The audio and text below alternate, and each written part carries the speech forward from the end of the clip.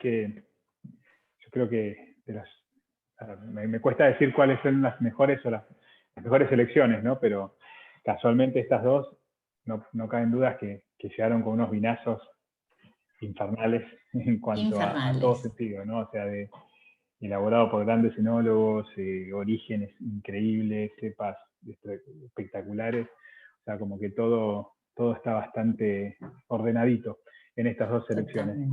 Totalmente. Bueno, en realidad, hablando de ordenadito, ese no es el orden en el que vamos a hablar de los vinos.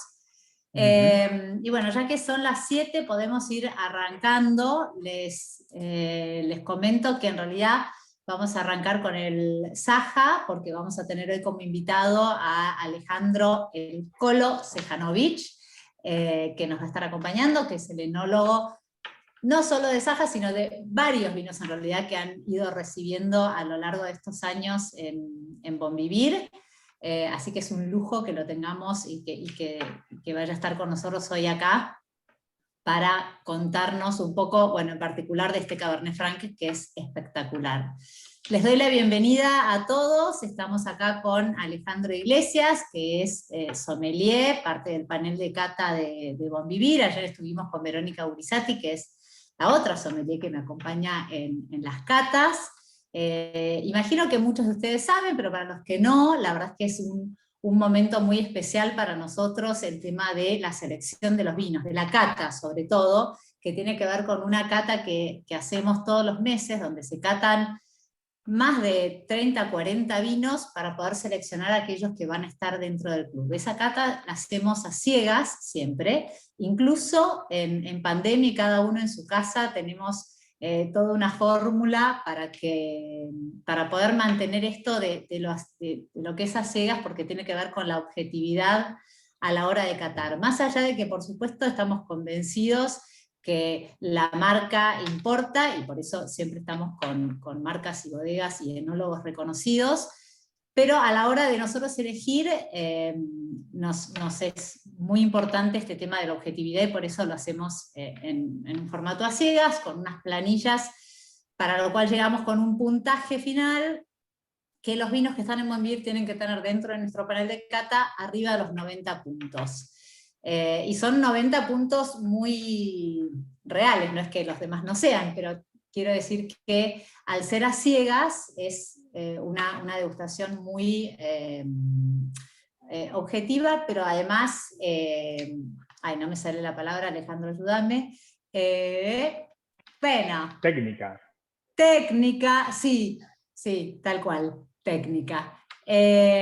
Bueno, lo que buscamos un poco a través de eso es que les lleguen a ustedes los mejores vinos que nos llegan a nosotros, y así la curaduría sea muy especial. Bueno, hoy estamos con 4 vinazos de alta gama, lo dije al principio, sobre todo es todo Cabernet, ¿no? Cabernet Sauvignon y Cabernet Franc. Sauvignon, la reina de las tintas; Franc, algo que se está dando en Argentina de una manera maravillosa. Y por suerte tenemos acá ejemplares que lo demuestren. Bueno, yo sin más, me parece que lo lindo acá, Ale, es que arranques vos a hablar, y que lo que quieran preguntar lo vayan poniendo en el chat, y lo voy a ir interrumpiendo a Alejandro. Perfecto. Bueno, buenas noches a todos. Espero que, como decía Tela al principio, estén todos con la copita a mano. La verdad que el día, de alguna manera u otra, acá por lo menos en Buenos Aires, no sé cuántos son, y no de Buenos Aires, pero en Buenos Aires se puso ideal para estar tomando una copa de vino a esta hora, fresco y lluvioso, así que creo que sobran los motivos para tener una buena copa de vino.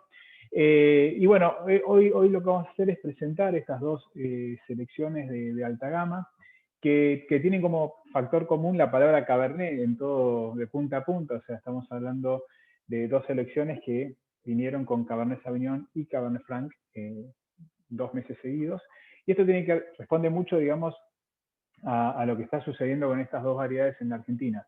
O sea, por un lado tenemos el Cabernet Sauvignon, que digamos es el rey de las tintas a nivel mundial, pero que también supo ser el rey de los viñedos argentinos, ya que hasta digamos, mediados de la década del 90, cuando digamos, el Malbec empieza a tomar impulso, la cepa quizás más icónica de la vitivinicultura argentina era el Cabernet Sauvignon, digamos, con una gran extensión de viñedos, similar a la que tiene hoy. En ese sentido, lo que quiero decir es que por ahí no es una de las cepas que se haya seguido cultivando, pero sí se protegen mucho los viñedos con los que contamos de Cabernet.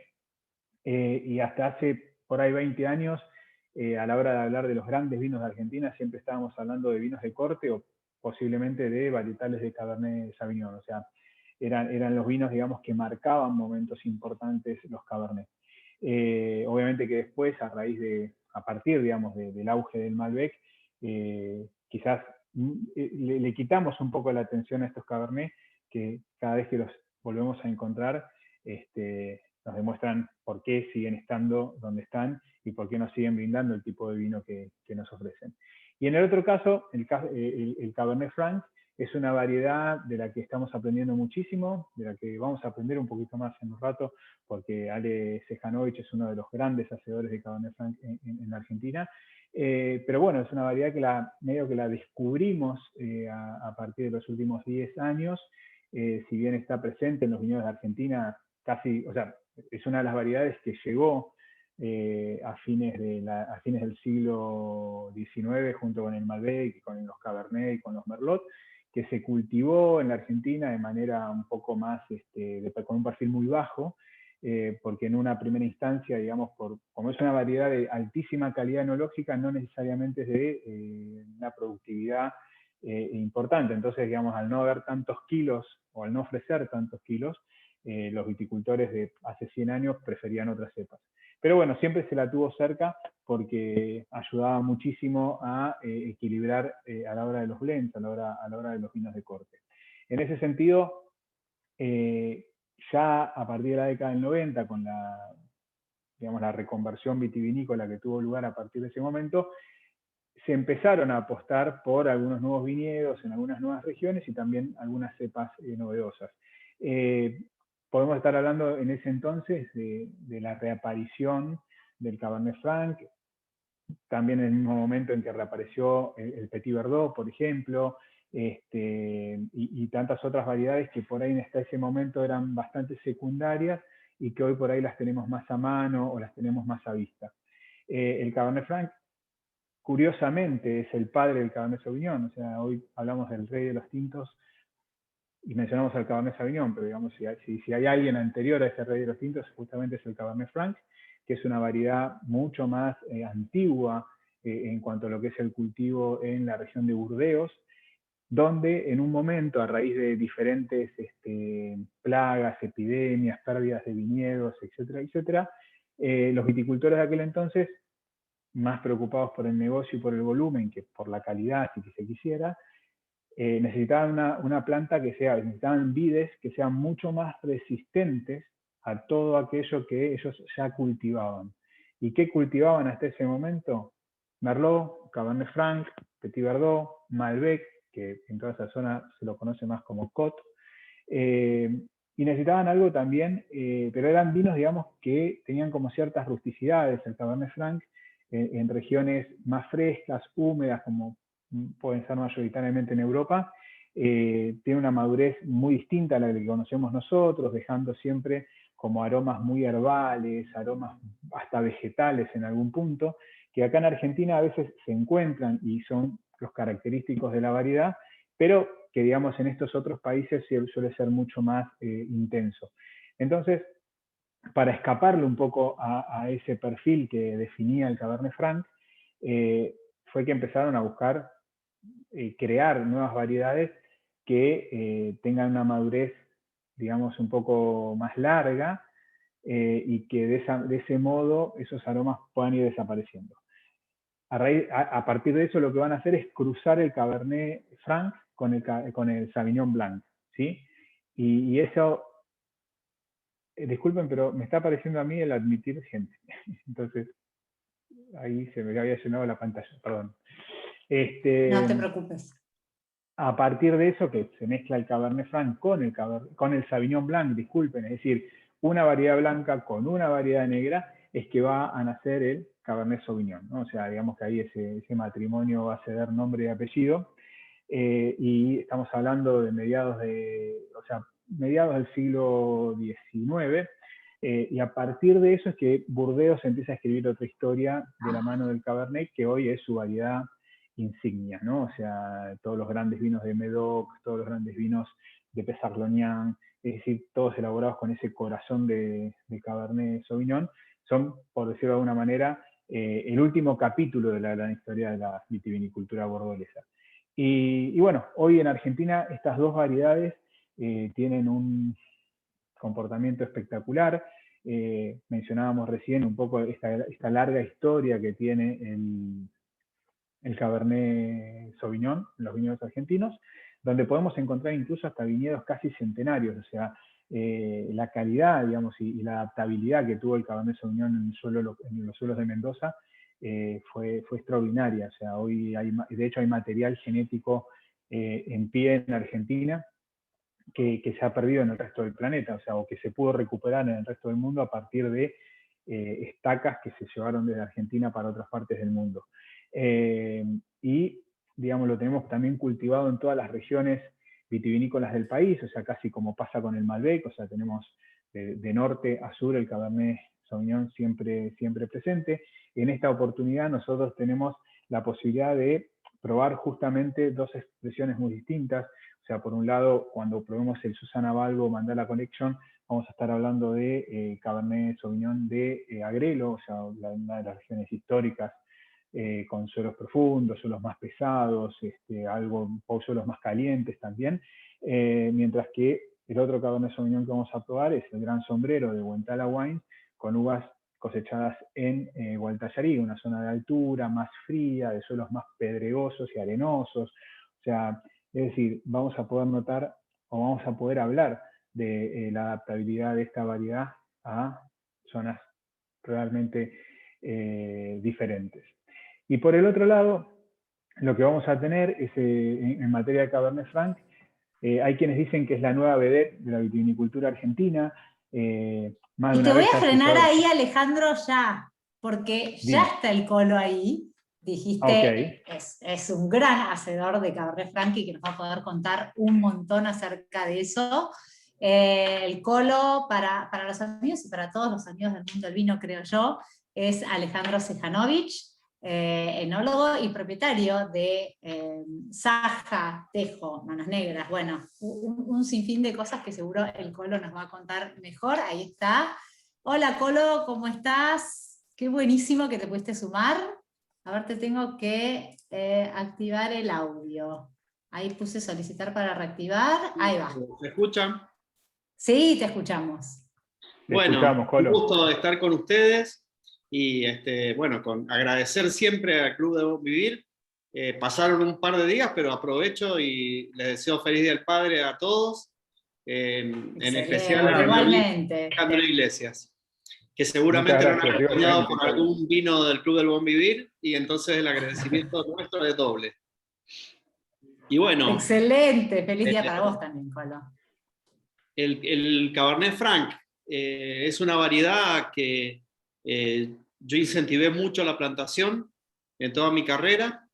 Desde que la empecé a probar, la razón por la que la empecé a probar es que, bueno, yo hago mucho trabajo que tiene que ver con lo que se llama el terroir, es decir, cómo se expresa una uva en un vino en función del lugar a donde está plantado, que tiene que ver con muchas cosas, tiene que ver con la formación de los suelos, los minerales que tienen los suelos, el clima, la gente, es muy importante, es parte del terroir.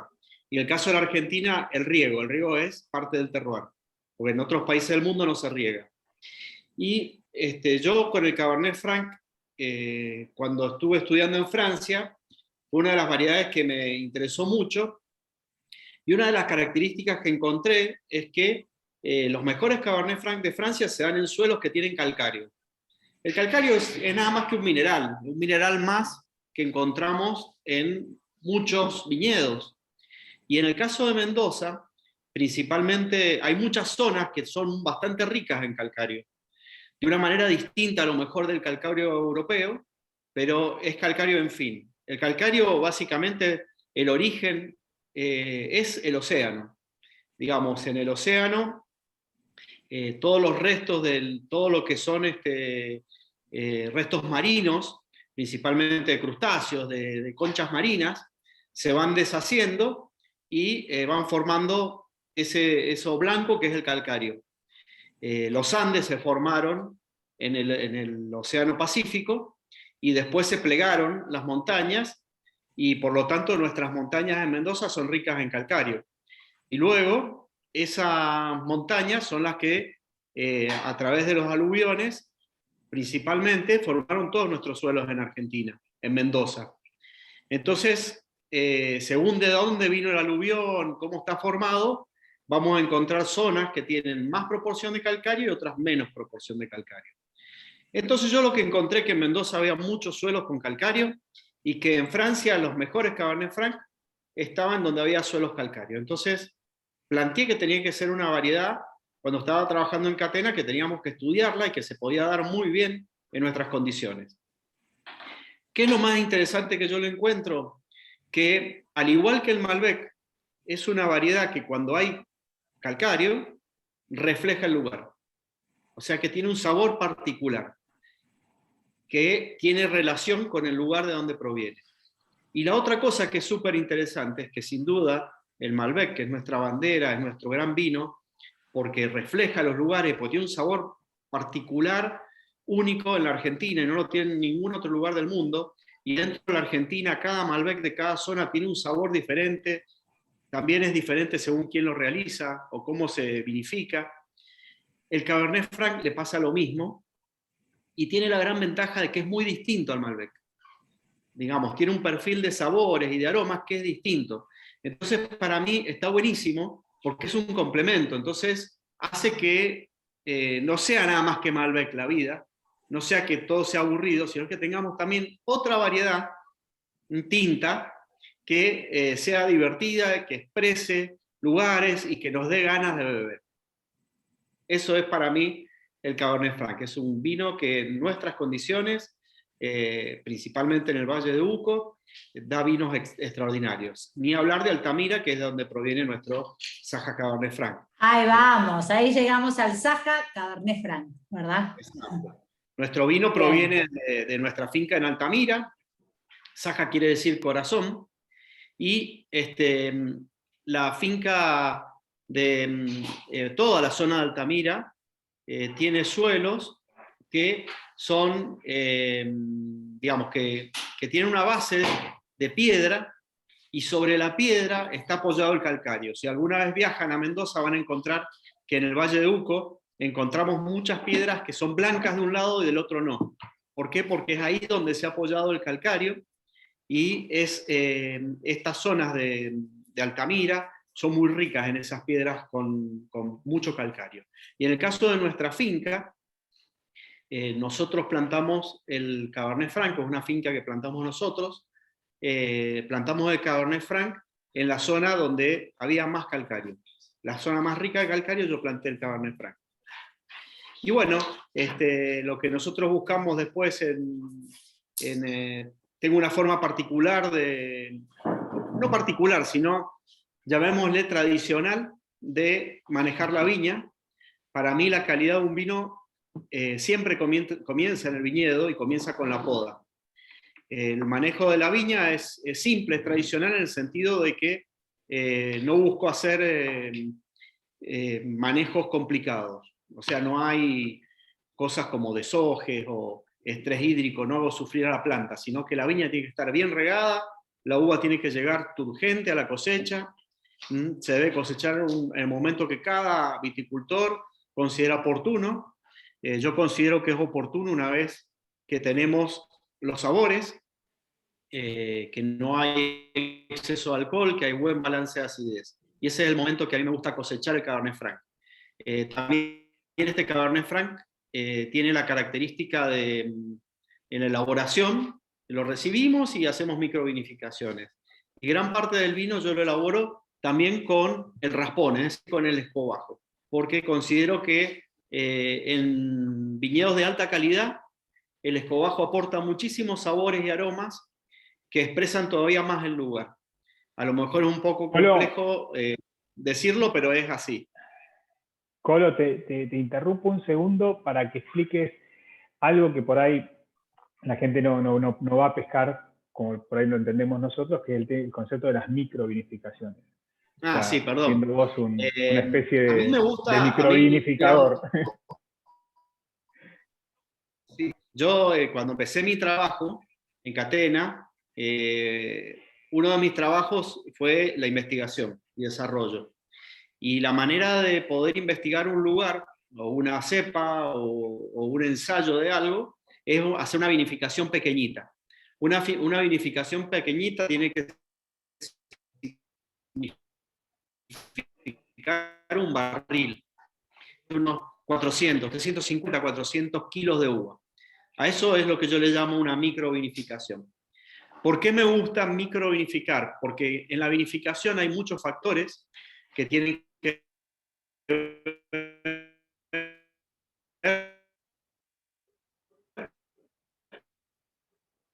con A mí, yo no lo que escuché, cada espera, microvinificación sea Colo, distinta. porque No solamente espera, se fue la voz, porque veo. se te fue todo, sí. Sí, ¿Ahí se escucha? Sí, ¿Ahí se ahora sí. escucha no bien? entendimos lo que es la vinificación, dice ahí Liliana. La Perfecto. microvinificación. Microvinificación es Sí. vinificar en un vin, en un lugar pequeño, y para obtener como mínimo un barril. ¿Sí? Eso me permite poder hacer selección de lugares en la viña y me permite hacer vinificaciones de distintas formas. En las vinificaciones de distintas formas yo busco sobre todo que los sabores de cada vinificación sean diferentes. Y eso me va a dar más complejidad en el vino, para que el vino no sea lineal. Si uno pone toda la uva en un solo tanque y lo elabora, va a tener un solo vino. Si uno, la misma uva, que no es la misma, porque cada lugar del viñedo es distinta, la va poniendo en distintos lugares a vinificar, pequeñitos, y va haciendo algunos cambios en la vinificación de cada uno, va a tener un vino, va a tener muchos vinos que son similares, pero que tienen unas pequeñas diferencias, detalles, que luego al juntarlos nos dan un vino que tiene muchísimo más complejidad aromática, o sea, más cantidad de aromas diferentes. Y todos van a estar mostrando todos van a estar mostrando ese lugar. O sea, la microvinificación como que arranca en el viñedo. O sea, ya desde el viñedo va seleccionando. Todo arranca en el viñedo. Exacto. Todo arranca en el viñedo. Bien. Sí, Colo, y recién también algo que hablabas era, o sea, habitualmente nosotros cuando damos las presentaciones del club o hablamos de vinos o generalmente tratamos digamos, de simplificar un poco el arte de la enología para que se entienda. Y siempre hablamos de que el vino tinto tiene como particularidad que, digamos, se separan las uvas de o sea, del racimo, del escobajo que vos mencionabas antes, y que utilizaríamos solamente las uvas. Vos recién mencionabas que, digamos, habitualmente para el Cabernet Franc utilizás el escobajo, el raspón, o sea, tiene varias formas de denominar. Sí, habitualmente para el Cabernet Franc de este viñedo. Es decir, el raspón tiene características y que está en un límite. Entonces, no todos los viñedos se puede utilizar el raspón, solamente viñedos de gran calidad, y hay que usarlo conscientemente y saber perfectamente lo que uno está buscando. En lo particular, yo lo que veo es que aporta aromas, muchos aromas. Y son aromas que no es lo mismo el aroma del raspón del Cabernet Franc de un viñedo que de otro. Por eso me parece interesante, porque tiene que ver con la expresión de los lugares. Entonces, a mí me preguntan qué es el raspón o el escobajo. Cuando ustedes tienen un racimo, es toda la parte verde que sostiene los granos. Cuando uno va a comer un racimo de uva, come la uva y tira la parte verde. En el caso del Cabernet Franc, podemos decir. El esqueleto que sostiene las uvas. En el caso del Cabernet Franc y de este viñedo en particular, tiene la característica que no es verde el escobajo, sino que tiene color rojo. Entonces las zonas que yo utilizo con escobajo son las que tienen ese color rojo, que yo sé que cuando están así, están maduros y van a aportar calidad, van a aportar los aromas. Ahí alguien pregunta que si no sabe si entendió las microvinificaciones. Se lo resumo, puede ser, Colo. Sí, las se microvinificaciones, una vez que yo las termino, cada una va a ir a un barril. En los barriles el vino descansa aproximadamente 1 año, pero no está quieto el vino ahí, sino que más o menos aproximadamente cada 3 o 4 meses, uno saca el vino del barril, separa las borras, lava el barril y vuelve a poner el vino en el barril. Cuando hago eso que se llama un trasiego, cuando hago el primer trasiego, todos los barriles los junto en un tanque y hago el primer corte, llamémosle, de microvinificaciones. Y ya vuelve a los barriles como es el vino. Claro. Como va a ser el vino. O sea, acá, digamos, meto como un comentario, o sea, por ahí habitualmente observamos o vemos imágenes donde el vino se elabora en grandes superficies, en grandes, como se llama, tanques de acero inoxidable, o grandes toneles, o grandes superficies, y obviamente hay muchos vinos que nacen ya de esa manera, pero cuando estamos hablando de vinos de estas características, digamos, donde lo que se busca es la precisión constante del sabor, del aroma y demás, el Colo y todos sus colegas lo que buscan es trabajar en volúmenes más pequeños y tener más cantidad de componentes, o sea, tener como más cantidad de condimentos a la hora final de armar. Exacto, a lo mejor lo he complicado un poco, pero al final lo más importante es un mejor vino y que ustedes disfruten más. A mí lo que me interesa cuando elaboro vinos es hacer vinos para tomar, es hacer vinos que tienen frescura y que tienen, que funcionan bien con las comidas. Para mí es importante también que uno acompañe el vino en las comidas. Entonces, el tipo de vino con una complejidad que lo hago para elaborarlo, lo más importante es que llegue a ustedes y que les genere gran placer y que ustedes puedan disfrutarlo y que empiezan a tomar una botella de vino de Saja Cabernet Franc y cuando se distraen, se la terminaron. Ese es el objetivo más importante. Sí, Colo, y ahí te hago una pregunta, o sea, porque doy fe, digamos, que te preocupa mucho a la hora de elaborar tus vinos que la gente realmente los disfrute, o sea, entendés el tipo de vino que vos querés hacer, pero tenés siempre esa premisa de que la gente lo disfrute. En el caso del Cabernet Franc, que estamos hablando ahora, o sea, hasta ahora hablaste como productor de Cabernet Franc, como tipo, digamos, del viñedo, buscando las uvas de Cabernet Franc ideales. ¿Por qué nos gusta como vino? O sea, ¿qué tiene esto, qué tiene el Cabernet Franc que nos gusta tanto como variedad a los que tomamos vino? Yo creo que lo que tiene las virtudes del Cabernet Franc, primero es que en cierto modo es como exótico si uno lo compara con el Malbec, porque es diferente. Tiene el verdor, la piracina que se llama, es decir, aromas frescos, tiene aromas mentolados, tiene aromas de hierbas, que lo hacen distinto al Malbec, pero son aromas que en general no son tan difíciles como a veces puede ser el Cabernet Sauvignon. Y además tiene un tanino que es más duro que el del Malbec, pero es un tanino que es súper agradable, tiene una textura en la boca, el Cabernet Franc, una textura tánica que lo hace súper agradable. Creo que esas son las cosas más interesantes, además de que según cómo se elabora y según las calidades de la uva principalmente, son vinos que en general son vinos que son muy largos, es decir, uno los toma y se siente, uno queda con el sabor del vino por mucho tiempo, por eso también tienen muy buen maridaje con la comida. Ahí me voy a meter, te voy a pedir maridaje, porque es un tema que a todo el mundo le encanta. ¿Y con qué maridarías un Cabernet, en particular, este Cabernet Franc?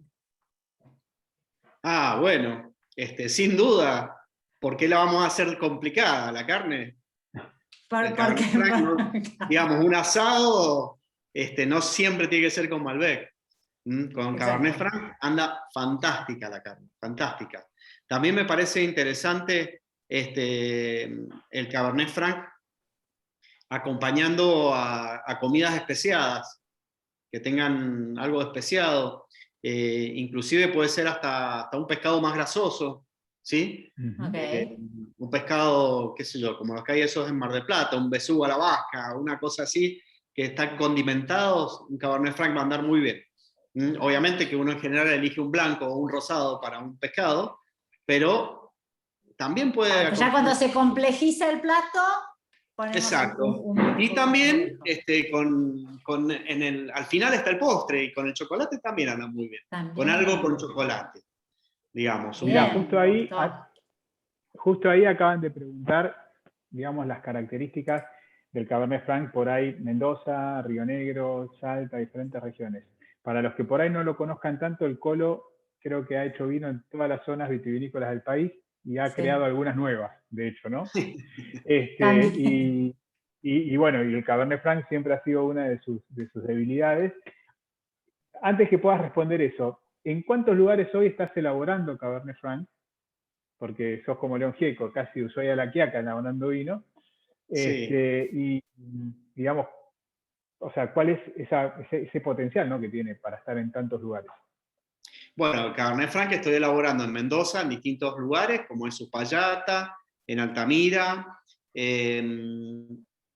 Estoy elaborando algún Cabernet Franc de Alto Agrelo. Y después fuera de Mendoza, en Salta, en la finca de Tolombón, tenemos Cabernet Franc, un poquito, y también tenemos un poquito de Cabernet Franc en nuestro viñedo de Jujuy, en Huichaira. Bueno, Y eso bueno, y he eso, elaborado Cabernet Franc de La Rioja, por ejemplo, de las zonas altas de La Rioja. No he elaborado Cabernet Franc de Patagonia. Eso no. Tenés el pending. y si tuvieses que, bueno, pero vinos en Patagonia haces, o sea que también, digamos, o estuviste haciendo hasta no hace mucho. Exacto. Y como es, ahí lo que nos preguntaban un poco era, digamos, si hubiese que pensar características diferenciales o algún distintivo entre el Cabernet Franc de Mendoza. O sea, obviamente que hablar de Mendoza es hablar de un mundo. En sobre todo realidad, el Cabernet Franc. lo que tiene es que los viñedos de calidad, digamos, los viñedos de gran calidad que tienen plantados Cabernet Franc, que son lugares en realidad, son suelos particulares y lugares particulares que tienen Cabernet Franc, lo que tienen de interesante es que son todos diferentes, a veces en pequeña distancia.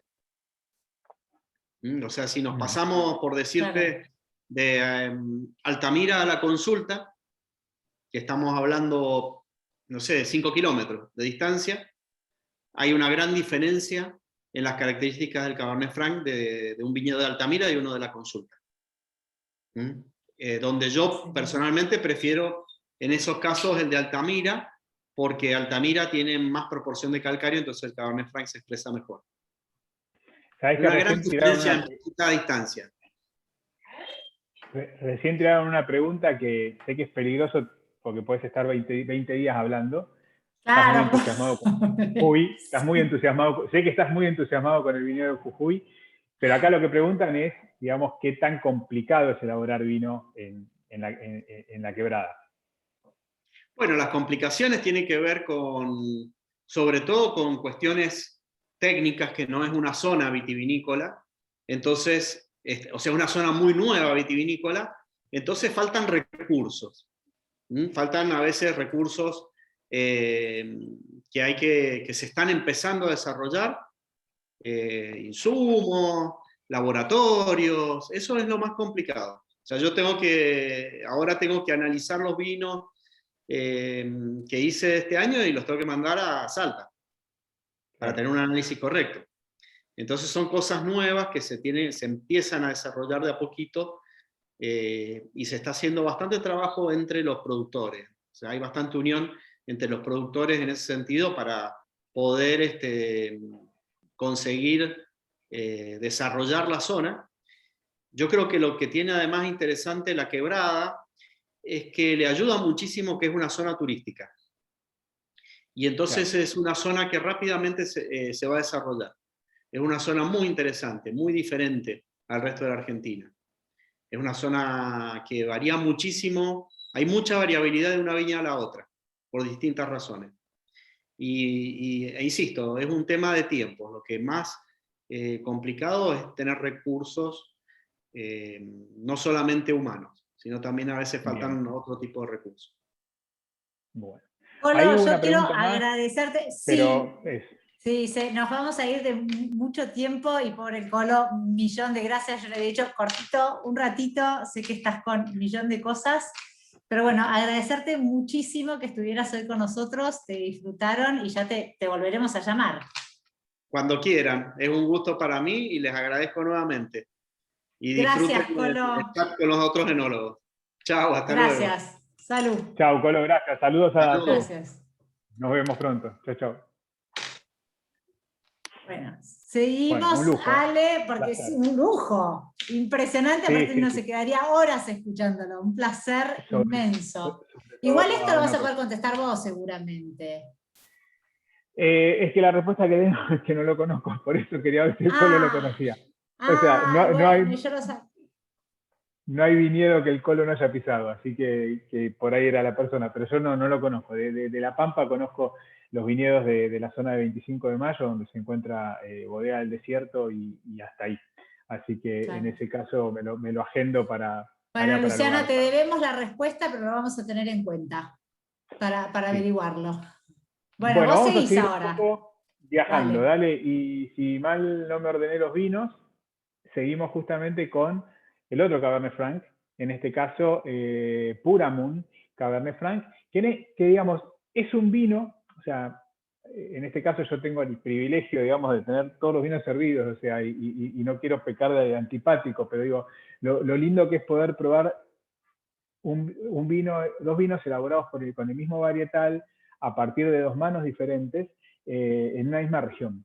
¿Sí? O sea, así como el Colo busca toda esa expresión de más cruda del lugar, o sea, más de la piedra, del mineral, etc. En el caso de Puramun, lo que nos encontramos es con un vino elaborado por Pepe Galante. Pepe Galante es, a ver, Pepe Galante y el Colo tienen un link. ¿Cuál es? O sea, con la época que Ale Sejanovic estaba como agrónomo y toda su etapa de investigación que mencionaba antes en Catena, el enólogo principal de Catena Zapata era Pepe Galante, justamente.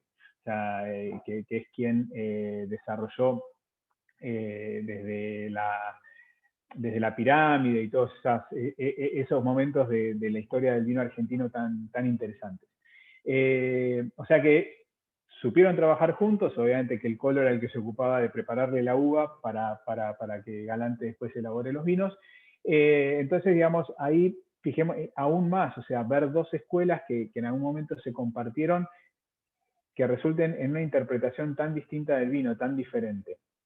En el caso de Galante, lo que puedo destacar es que, o sea, él es un enólogo de un estilo mucho más clásico, por ahí más conservador, más abocado, digamos, o sea, más amante por ahí de la búsqueda de las crianzas, tiene un manejo de una precisión perfecta, digamos, a la hora de seleccionar las barricas, catarlas, hacer los blends finales. Por lo tanto, digamos, el vino de él es justamente eso, es un vino de mucha fineza, un vino de mucha elegancia. Creo que Saja es un vino un poco más imponente en algún aspecto, o sea, es un vino más bravío, es un vino más salvaje, mientras que Puramun es un vino mucho más delicado, más suave, más elegante, más fino, donde la crianza, digamos, ha hecho su trabajo sobre los taninos, dejándonos esa sensación de tanino pulido, de tanino sedoso, pero digamos, sin perder ese carácter o ese matiz del lugar, que de vuelta es Paraje Altamira, ¿no? O sea, es una zona que cada vez se impone más en el mapa de la vitivinicultura argentina, como una zona nueva cuando no lo es, o sea, digamos una zona histórica de la vitivinicultura argentina, que sí por ahí se ha redescubierto o reinterpretado en los últimos tiempos. Sabemos que por ahí, si en una época el tema de los vinos era más ligado a la vinificación, a la crianza en roble, etc., en los últimos años eso ha bajado un poco el tono, se han bajado los decibeles de las crianzas, entonces los vinos son más frutales, más vinculados al lugar, con toda esa expresión propia de la montaña, que de alguna manera lo que también decía el Colo, o sea, el varietal, el Cabernet Franc es un varietal transparente en ese sentido, ¿no? O sea, nos da siempre la identidad del lugar de donde proviene. Entonces, es innegable que estos dos vinos son de Mendoza, que los dos provienen del Valle de Uco porque tienen esa frescura, porque tienen esa sensación vibrante en centro de paladar, pero después, en algún punto, digamos, la interpretación de un enólogo y el otro realmente son muy acertadas, pero también son muy, muy diversas. ¿Cómo sería la comparativa, por ejemplo, ahí va, en nariz a ver, y en textura nariz, de boca, ¿no? Bueno, claro, o sea, a ver, yo creo que tienen que ver más, o sea, en boca es donde más lo percibo, en el sentido de que Saja es un vino más voluminoso en algún aspecto y jugoso, o sea, como más caudaloso también, mientras que Puramun es un vino que es más compacto, donde se siente, digamos, esa fineza de los taninos, pero la firmeza del roble, o sea, como mucha más un final mucho más largo, o sea, es como que uno tiene un final más largo y firme, y Saja tiene un final más profundo y jugoso. O sea, ahí hay una diferencia.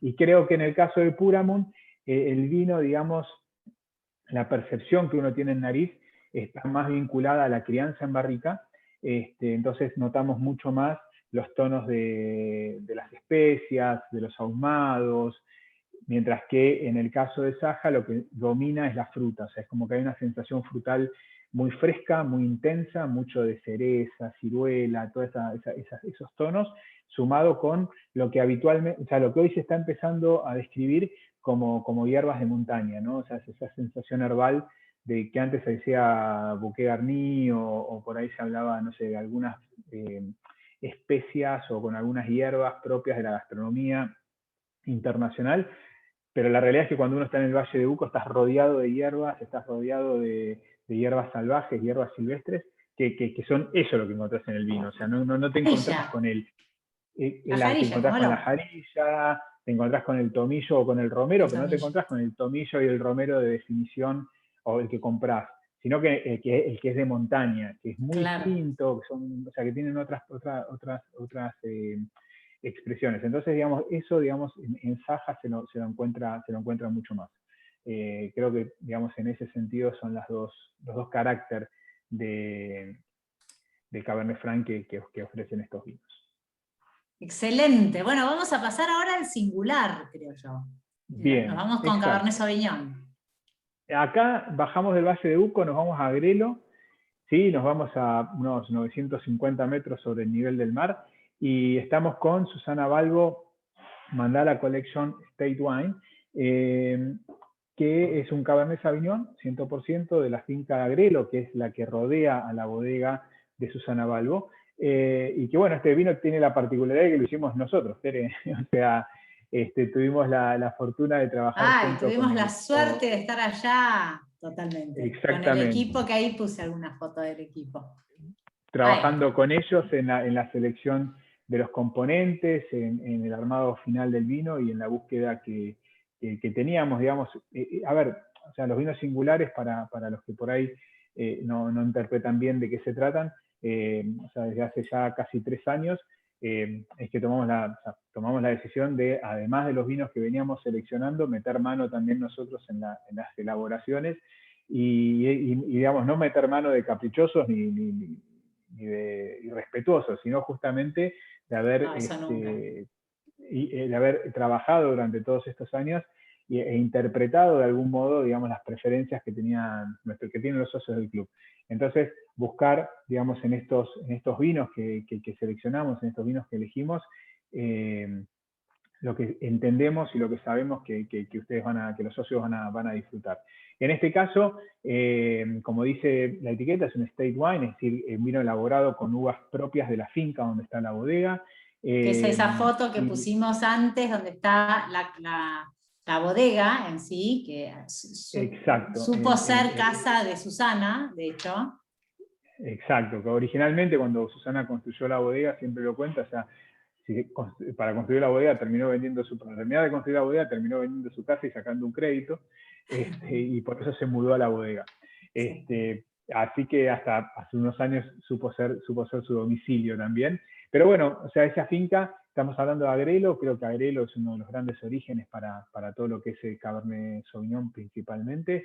Tiene características en los suelos profundos, más arcillosos, con todo lo que tiene que ver con piedras mayor profundidad. Eso, digamos, es un tipo de suelos que en una zona árida donde se necesita que haya buena concentración de humedad para que las raíces, digamos, puedan alimentarse, y sobre todo una variedad como el Cabernet Sauvignon, que es una variedad no longeva, disculpen, una variedad de ciclo bastante largo, o sea que la maduración lleva más tiempo que el resto, es vital para que se cumplan todo el ciclo de manera perfecta. Entonces, digamos, hay infinidad de grandes Cabernet Sauvignon que provienen de Agrelo puntualmente, de Pedriel, y de todas estas zonas de Luján de Cuyo. A veces se conversa o se discute, digamos, por decirlo de alguna manera también, cuál es el mejor origen o cuáles son los orígenes más característicos para cada uva. Sabemos que el Malbec se da afortunadamente muy bien en casi todas las regiones del país, pero con preferencias que cada uno tiene de acuerdo a una región u otra. El Cabernet Franc, como decía hace un rato el Colo, o sea, se da mucho mejor en suelos calcáreos, entonces obviamente que todo lo que tiene que ver con el Valle de Uco demuestra por ahí al día de hoy como una expresión más interesante de lo que pueden demostrar otras regiones de Luján de Cuyo, aunque siempre hay excepciones y nos encontramos con grandes exponentes de Cabernet Franc también, digamos, en las compuertas, mismo en Agrelo o en Alto Agrelo o en algunas otras zonas más históricas de Luján de Cuyo. Pero con el Cabernet Sauvignon, digamos, como que hay una discusión bastante interesante en que los viñedos viejos, y principalmente los de la primera zona, es los que dan un resultado más espectacular, ¿no? O sea, los que nos ofrecen esos Cabernet Sauvignon más opulentos, más sobrios, más elegantes, porque quizás el Malbec o quizás el Cabernet Franc son variedades que permiten, ¿no? Digamos, hablar de vinos más jugosos, más frutados, vinos más más voluptuosos, salvajes, etc. Ahora, cuando uno habla de Cabernet Sauvignon en el mundo, siempre se habla de elegancia, siempre se habla de fineza, de sobriedad, etc. Entonces, digamos, en eso Agrelo se destaca mucho. Y en el caso de este vino en particular, yo creo que eso se cumple a rajatabla, o sea, tenemos el típico Cabernet de color rojo rubí, con destellos, ¿cómo se llama? Granate, de profundidad media, con una aromática muy, muy especiada, herbal y después frutal, donde la crianza está está bien integrada a todo lo que es la fruta, pero y que después en boca responde, ¿no? O sea, tenemos un vino de buena estructura, de buen peso, pero por sobre todas las cosas un vino seco, ¿sí? O sea, esa caudalía o esa jugosidad que nos daba el Cabernet Franc, acá por ahí no la encontramos tanto, porque es un vino que queda, digamos, como más seriote, como decía recién.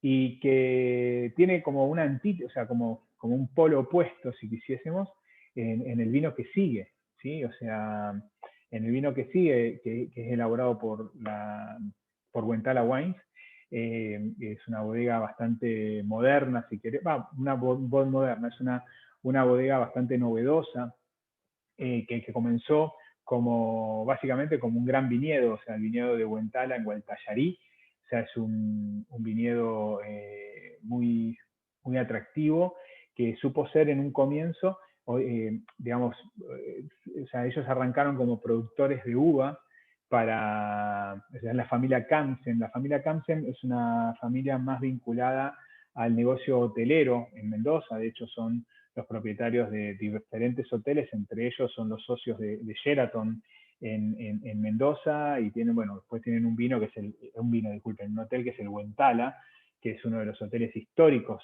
de Mendoza, y ellos desarrollaron, digamos, un gran viñedo, que es la foto que estábamos viendo recién, que está ubicado en Gualtallarí.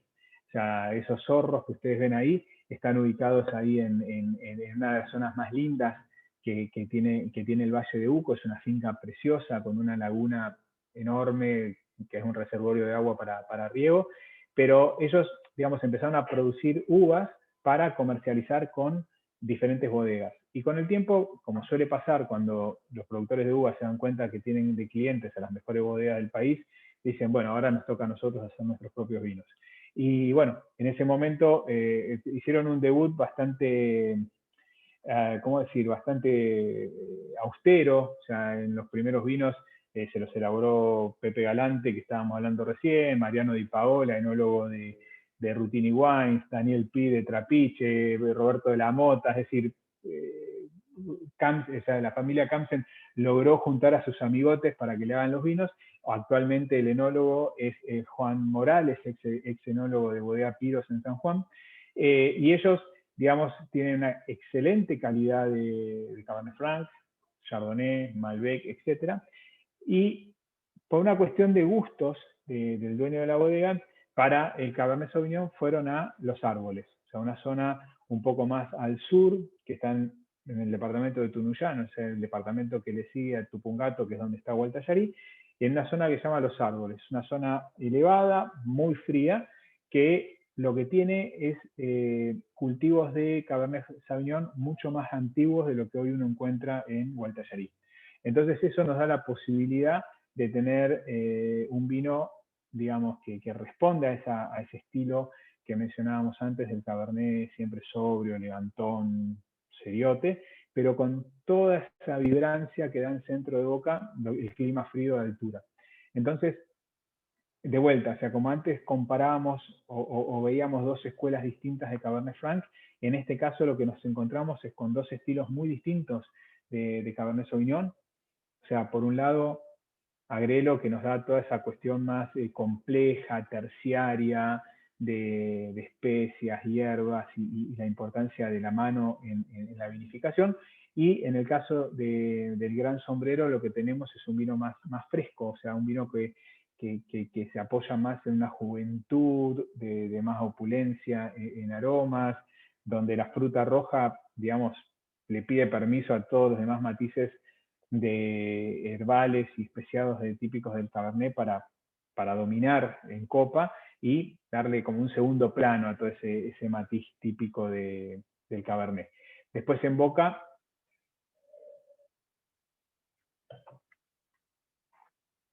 es un vino que se abre, es un vino amplio, voluminoso, de buen jugo, con los taninos firmes del Cabernet como deben ser, y que en un regusto aparece toda esa sensación de especias y toda esa cuestión más relacionada con la variedad.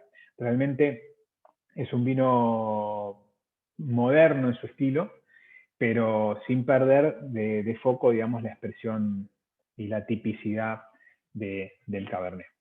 Así que la verdad que hoy es un lujo poder estar probando estos 4 vinos juntos. A las claras es, como decía el Colo, o sea, no todo es Malbec.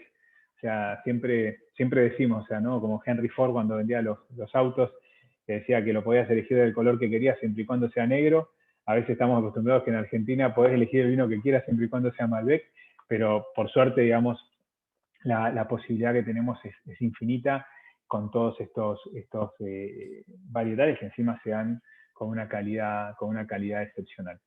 Impresionante. Ahí preguntan, dice que el Gran Sombrero Cosecha 2020 fue premiado con medalla de oro en Londres. ¿En cuál será? ¿Que el de Cantar?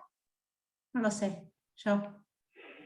Ahí me mataron. La verdad que esa parte del currículum, que nos cuente ella por ahí, porque esa parte del currículum del sombrero no me acuerdo. Pero si no es de Cantar, tiene que ser el IWSC, alguno de los dos concursos más ahí está, el IWC.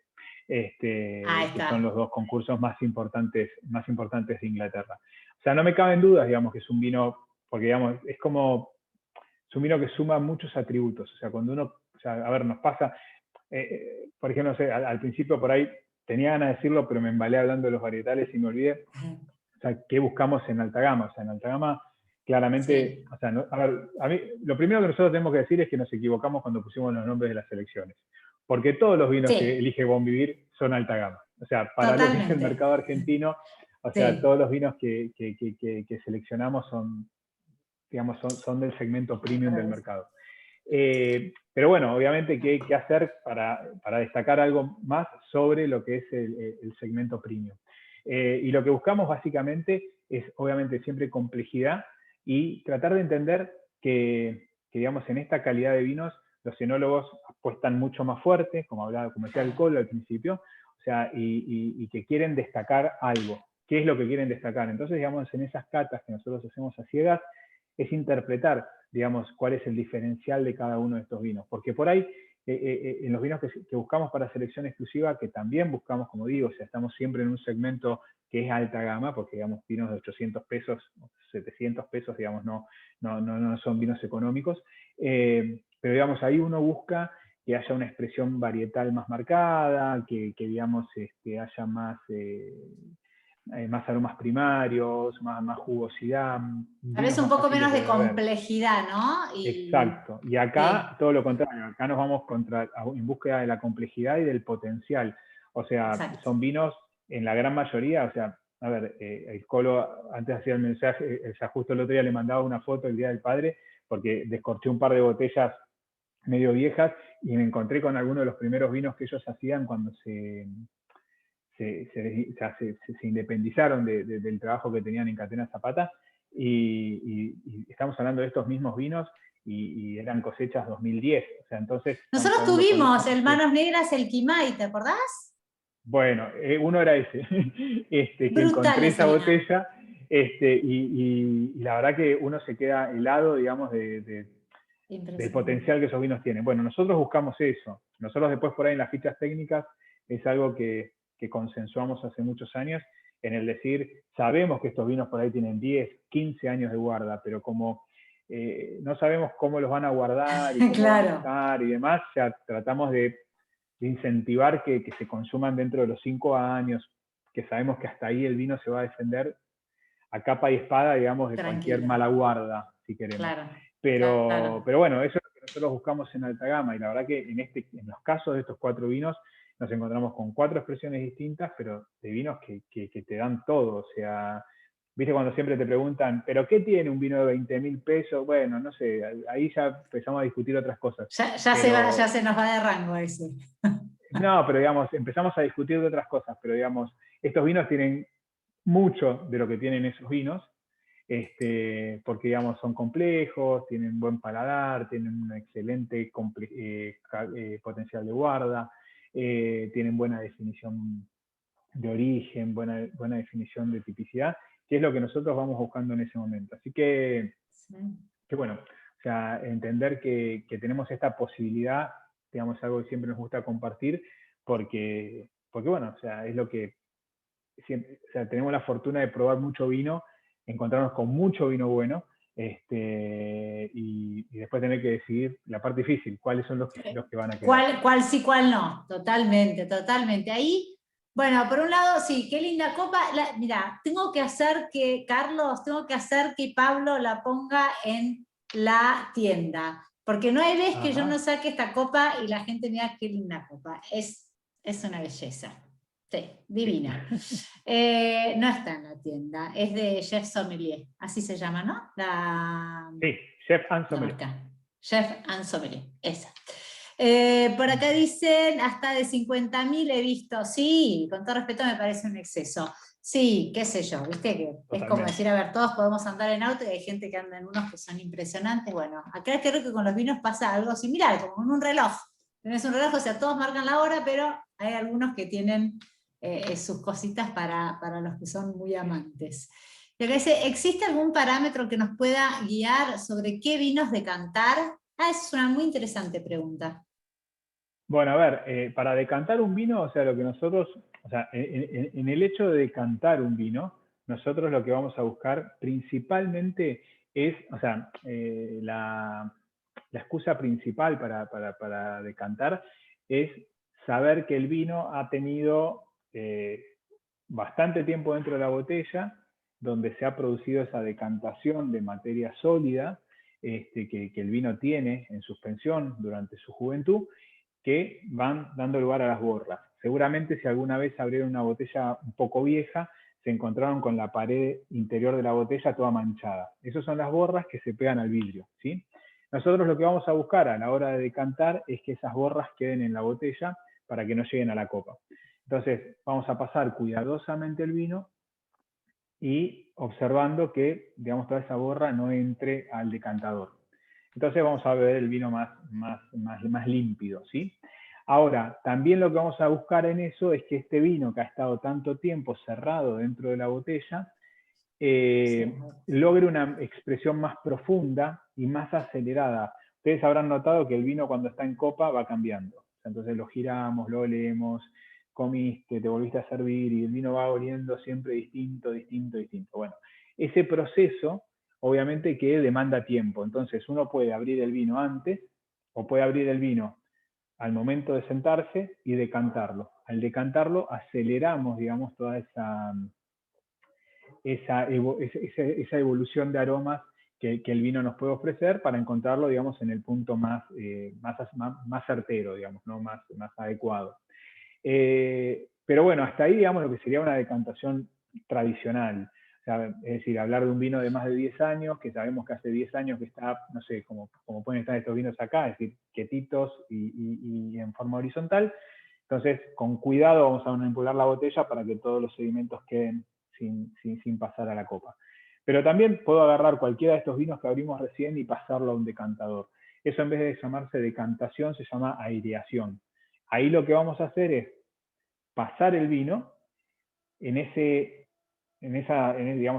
movimiento de un envase a otro, va a entrar en contacto con mayor oxígeno, entonces la expresión aromática del vino va a brotar así de una manera bastante más intensa, y un vino que por ahí le hubiese demorado, no sé, media hora, 40 minutos, darnos una expresión más definida de lo que ese vino quiere ser, por ahí en 5, 10, 15 minutos la tenemos lista para disfrutar. Y también, espera, yo agrego, bueno, dijiste añejos, dijiste para aireación, y también con el tema de los vinos sin filtrar, ¿no? El otro día probé el Benmarco Sin Límites, que es también de Susana Balbo, y ese vino no debe estar filtrado, porque también tenía borro, o sea, cuando me fui sirviendo al final caían como cristalitos. Mirá, no es una regla rígida, digamos, pero generalmente los grandes vinos o los vinos de mayor calidad se embotellan sin filtrar. Y entonces sí, por ahí está bueno decantar, se podrían decantar. Podrían, pero la realidad es que un vino, para que haya precipitación de todos esos sedimentos, necesita unos años. O sea... si no, igual cuando lo vaya decantando va a ir cayendo eso y no se me va a quedar en la... ok. Exacto, por más que seas cuidadoso y demás, vas a empezar a pasarlo de una botella al decantador, y la botella te va a quedar limpia, o sea, no te va a quedar absolutamente ningún depósito. Y después por ahí cuando estás tomando el vino, sentís. Todo mal. pero claro, o sea, exacto, no necesariamente. Ok, perfecto. O sea que esos son para tomar así, con los cristalitos, después te quedan en la copa y bueno, no pasa nada. No pasa nada, chicos. Es vino. Perfecto. Es vino, no pasa nada. Es vino, pero bueno, viste que es un tema, el tema de las borras. Hay borras en mi copa, tenemos una muy buena nota en Bon Vivir. Bueno, Ale, yo no sé si hay alguna otra pregunta. ¿Por qué, Carla, no nos pones ahí el link para que puedan entrar los socios a llenar no es una encuesta, es una pregunta, creo yo, para poder participar del sorteo?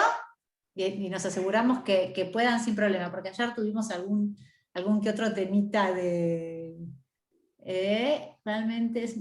Ay, qué amorosa. Muchísimas gracias, Graciela, qué lindo. Bueno, sí. Es tu primera participación, porque en realidad tampoco es que hicimos otras, estamos como de estreno, nos costó, pero ahora estamos encantados de la vida, así que vamos a estar haciendo muchas para que siempre que les lleguen los vinos puedan tener esta oportunidad de acercarse a los vinos con nosotros. Y ahí está, Carla ya puso el formulario, así que pueden entrar y completarlo, y mañana les va a estar llegando al ganador un mail felicitándolo, y próximamente le llegará el Buca 5 con los vinos. Exactamente. Excelente. Exacto. No sé si tienen alguna otra pregunta que quieran hacernos. Aprovechen, estamos de remate. Aprovechen. Sí. ¿Cuál es el Bucacin? El Bucacin es de comer y beber en bodegas. Es un Se dice bookaging porque es entre book y magazine, hablamos en inglés, entre libro y revista. Tiene un formato como más chiquito que una revista, y es como mostrando una guía que muestra distintos lugares a lo largo de toda Argentina, donde comer y beber en las bodegas y otras experiencias también. La verdad que es una guía que está espectacular, y el regalo viene acompañado por 2 vinos del club, que no sabemos cuáles son. Ahí Liliana estaba pidiendo a fondo lo del colo. Bueno, es casi que toca, no sé si se sabe muy bien. Y acá dice alguien más, Luciana, ¿qué opinión les merece el Pinot Noir? Ay, a mí me fascina el Pinot Noir. Ahí hablará Alejandro, pero a mí es un vino, es una cepa que me fascina, cada vez más. Hay una cuestión con el Pinot Noir que acá en Argentina, digo puntualmente, y es que a nosotros, a los argentinos, por una cuestión de paladar, nos gustan mucho los vinos muy intensos, vinos potentes, o sea, los Cabernet de todo tipo, los Malbec o los cortes de Cabernet Malbec y esas cosas. El Pinot Noir es, digamos, el opuesto. El Pinot Noir es un vino siempre más ligero, más fresco, más sutil, más delgado, si se quiere, pero digamos, esa justamente es su virtud. O sea, eso permite, digamos, que en el mundo los vinos más caros del mundo sean de Pinot Noir, justamente, porque, esa digamos, delicadeza, ¿no? Digamos, por esa delicadeza, por esa sedosidad, por esa complejidad también, digamos, que nos ofrece. Personalmente es una de mis variedades favoritas, o sea, me fascina tomar Pinot Noir de cualquier parte, descubrirlos. En Argentina tenemos muy buenos exponentes de Pinot Noir, sobre todo en los últimos años, con la aparición de estos viñedos de altura y estas zonas más frías y un trabajo más consciente que se está haciendo sobre la variedad, que recordemos que también es una de las variedades que forma parte de los espumantes, o sea, el champán, por definición, es con Cabernet, es con Pinot Noir y con Chardonnay, y lo mismo va a suceder acá en Argentina con los vinos espumosos. Pero digamos, eso también hizo que se hayan elaborado muchos Pinot Noir a partir de viñedos que habían sido pensados para elaborar espumantes. En los últimos años hay viñedos pensados para elaborar vinos tintos, y eso cambia muchísimo la expresión del vino. Entonces, digamos, realmente, o sea, en mi caso particular, para todo lo que es Pinot Noir, siempre pulgares arriba. Y además me parece que esto que decía el Colo, de que el vino es para acompañar comida en realidad, ¿no? Y a la hora del maridaje, el Pinot Noir me parece que es tan versátil, tan flexible, como que se acomoda con un montón de comidas diferentes, ¿no? Exacto, o sea, el Pinot Noir tiene esa, o sea, en el mundo, por ejemplo, los grandes maridajes de Pinot Noir son con caracoles, ¿cómo se llama? Con foie gras, con carne de pavo, con carne de pato, digamos, porque es una variedad muy sofisticada, entonces, digamos, siempre se le busca eso.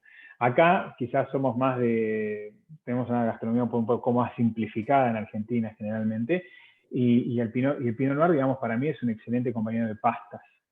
Claro. Muchas veces cuando hay pastas donde los tintos son demasiado, o sea, donde hay tintos de Malbec o de Cabernet que son muy imponentes para esos platos, el Pinot pareciera hecho para esas gastronomías. Y toda la gastronomía está como más liviana, ¿no? Como que y para todo lo que tenga que ver. Recambio que sean veganas, seguro que también. Sí. Total, o sea, digamos, todo lo que es más ligero, más suave, más sutil, digamos, siempre que el Pinot Noir, digamos, es como la alternativa, tiene esa versatilidad. Los risotos de hongos, como dicen ahí, o sea, los hongos, digamos, son como un descriptor muy presente en los grandes Pinot Noir, entonces todo lo que tiene que ver con el hongo siempre va muy bien, lo terroso, lo ahumado, o sea, digamos, como que son aspectos o características muy presentes en los Pinot Noir. Exacto, excelente. Bueno, ahí dicen que organicemos un wine tour. Ay, sí, me muero de las ganas. Hay que ver qué pasa con esta pandemia, pero sí, está en nuestros planes. Pudimos hacer uno, que por ahí veía a Carla Villani, no sé si sigue estando, pero ellos estuvieron en uno de los wine tours que hicimos en el año 2019, y fue el único que hicimos. Sí. Y después ya fueron todas expresiones de deseo, pero sin concreciones. Sí, esperamos poder hacer algo pronto, porque la verdad es que es distinto cuando uno está ahí y tiene al enólogo delante y la montaña y el terruño ahí palpable y viéndolo, hace que uno ame más todavía esta bebida y este mundo. Bueno, les agradezco muchísimo a todos los que se sumaron. Muchísimas gracias, Ale, por toda tu sabiduría, que es un placer. Gracias. Por favor, gracias a ustedes Gracias. por Salud bancarnos. para todos. Salud. Más que nunca ahora. Gracias. Y esperamos verlos pronto. El martes que viene tenemos de Puro Malbec, que va a estar hablando Vero Gurisati. Así que por ahí también los esperamos. Si no les llegó, manden mail y les mandamos la invitación. Muchas gracias a todos. Buenas noches. Bueno, muchas gracias. Salud. Gracias. Gracias.